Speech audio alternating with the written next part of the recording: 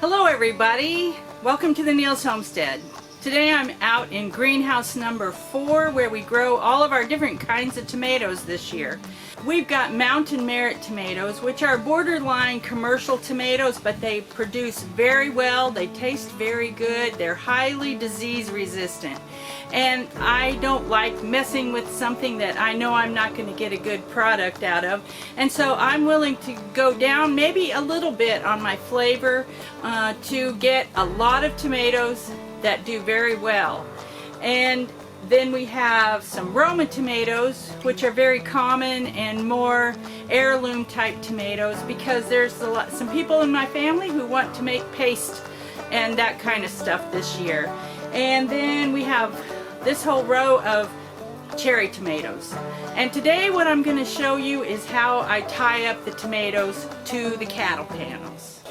Draped across the back end of this panel here, we've got previously used twine that we put on for growing cucumbers last year. And instead of just throwing it away, it's been cut off and draped over this, and a lot of it's put into little bunches like that, so it's pretty easy to separate. And we're reusing it to tie up our tomatoes this year. In here, in this greenhouse, and using the cattle panels, there are basically two ways that we tie up the tomatoes to it. On the mountain merit tomatoes, what I am doing mostly is wrapping the string around the whole tomato, reach through, bring it around, make sure that I catch all the little suckers and pieces, but don't bring up the leaves into it. Make sure it's either above or below a leaf, and then I tie it. Now you don't want to tie this too tight, because that tomato is going to keep growing and you don't want it to choke it off. Then I've got my little scissors that I did a video on last time that I cut it with, and I hang them on my neck so that I can have easy access to them. Now this gives me a piece left over, so I can just go down to the next tomato plant if it's long enough and do this again. As the tomato grows and gets taller, then you'll have to go in and catch the taller parts of it and do it all again. You can't just tie it one time and be done with it. You have to keep tying those up, because as they grow they get heavy and then they'll fall over, and sometimes they'll break, sometimes you can save them and pull them back up, but it's better to just catch them that way at the beginning. Tying them this way works pretty good with these mountain merits because they aren't too viney. They're a determinate tomato, and so they stay fairly compact. But I'll show you on the cherry tomatoes what they do. The cherry tomatoes over here are a little bit different because they kind of grow suckers on their suckers, and they grow everywhere and can get super tall, so we have to control them a little bit different. And what I do with the cherry tomatoes when I'm trying to get them under control is I'll take a length of my string. Now these strings are like 6 feet or 7 feet long, and to do this you can get your string 12 or 15 feet long if you want to, but this is what I have right now. Tie off one end of your string to the cattle panel. Then come out with your string and basically envelop all of this gangly tomato plant that's growing.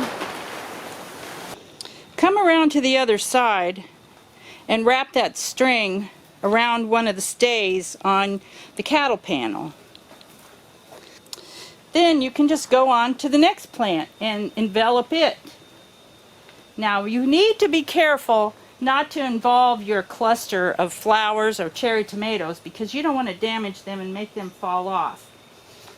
Catch another stay, go on to the next plant. When you reach the end of your string, you just tie it off right there. Then get a new string, tie it on, and keep on weaving your plants into the enclosure of the string.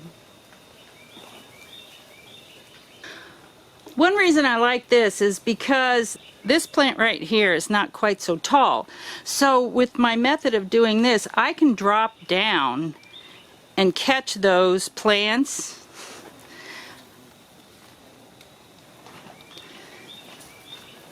I don't have to keep my string going at a horizontal pace. I can go up and down a little bit and catch some plants that need to be caught.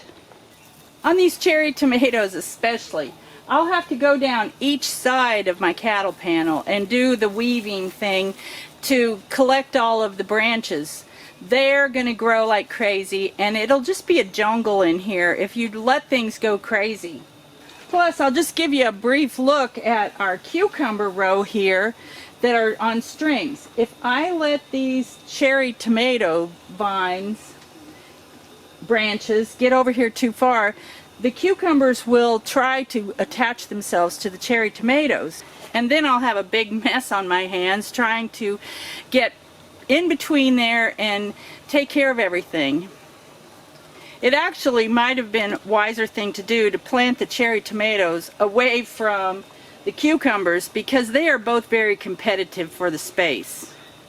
When Old Guy planted the cherry tomatoes, we let them grow for a little while, and then I came in here after they had grown several sets of leaves, and at every juncture of a leaf they wanted to grow a sucker. So about the first 4 suckers, I took those off so that it's not so dense down at the bottom. You want to have good airflow on your tomatoes to keep your fungus problems down, and you also want them to get a lot of sun. And the more growth you have, the less sun that can get down into the interior of the tomato. At the beginning of this row, we have 3 cherry tomatoes, and then it suddenly jumps down to the Roma tomatoes. I have grown Roma tomatoes before, but I never really knew and realized how compact and short they are. Over here on this side we have the mountain merit tomatoes, and then directly across here we have the Romas. Those Roma tomatoes are obviously not going to take as much tying as either the cherry tomatoes or the mountain merits. When you tie up your tomatoes, you need to keep them under control, but you don't want to choke them out in any way. Don't tie anything tight around any of the branches. If you tie it around a specific branch, which I also do sometimes if I have a wayward branch and I am not able to catch it in my system, then I'll take that one branch and tie it specifically up to the panel, and that works fine. But just make sure you don't tie it too tight, and let it have room to grow. If you keep things under control, you'll be real happy with your tomatoes. If you let them get crazy and fall on the ground, then you are liable to be a little less happy. So thanks for joining me today on my video of how we tie up the tomatoes. See you next time.